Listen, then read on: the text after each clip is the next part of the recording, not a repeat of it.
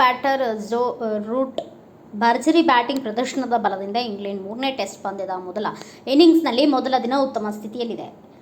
ಲಾರ್ಡ್ಸ್ನಲ್ಲಿ ನಡೆಯುತ್ತಿರುವ 3ನೇ ಟೆಸ್ಟ್ ಪಂದ್ಯದಲ್ಲಿ ಟಾಸ್ ಗೆದ್ದ ಬೋನ್ ಸ್ಟೋಕ್ಸ್ ಬ್ಯಾಟಿಂಗ್ ಆಯ್ಕೆ ಮಾಡಿಕೊಂಡಿರುವ ಇವರ ವಿಶ್ವಾಸಕ್ಕೆ ಪ್ರತಿಯಾಗಿ ಇಂಗ್ಲೆಂಡ್ ಆರಂಭಿಕ ಭರ್ಜರಿ ಆರಂಭ ನೀಡುವ ಮೂಲಕ ಸೂಚನೆ ನೀಡಿದರು. ಈ ವೇಳೆ ಆರಂಭಿಕ ಬೆನ್ ಡಕೆಟ್ ನಿತೀಶ್ ಕುಮಾರ್ ಎಸೆದ ಔಟ್ ಬ್ಯಾಕ್ ಆಫ್ ಲೆಂತ್ ಬಾಲನ್ನು ಕೆಣಕಿ ವಿಕೆಟ್ ಕೀಪರ್ಗೆ ಕ್ಯಾಚ್ ನೀಡಿದರು.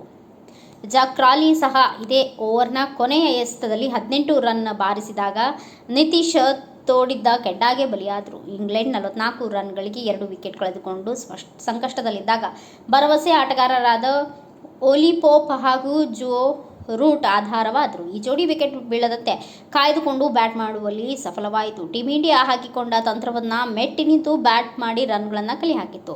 ಶತಕದ ಜೊತೆಗೆ 3 ವಿಕೆಟ್ಗಳಿಗೆ ಓಲಿ ಪೋಪ್ ಹಾಗೂ ಜೋ ರೂಟ್ ಜೋಡಿ 211 ಎಸೆತಗಳಲ್ಲಿ 109 ರನ್ಗಳ ಜೊತೆ ಆಟದ ಕಾಣಿಕೆ ನೀಡಿತ್ತು. ಈ ವೇಳೆ ಪೋಪ್ 44 ರನ್ ಬಾರಿಸಿದಾಗ ರವೀಂದ್ರ ಜಡೇಜಾ ಅವರ ಸ್ಪಿನ್ ಬೌಲಿಂಗ್ ಗುರುತಿಸುವಲ್ಲಿ ವಿಫಲರಾಗಿ ವಿಕೆಟ್ ಕೀಪರ್ಗೆ ಕ್ಯಾಚ್ ನೀಡಿದರು. ಮಧ್ಯಮ ಕ್ರಮಾಂಕದ ಭರವಸೆಯ ಬ್ಯಾಟರ್ ಹ್ಯಾರಿ ಬ್ರೂಕ್ ಜಸ್ಪ್ರೀತ್ ಬುಮ್ರಾಗೆ ವಿಕೆಟ್ ಒಪ್ಪಿಸಿದರು.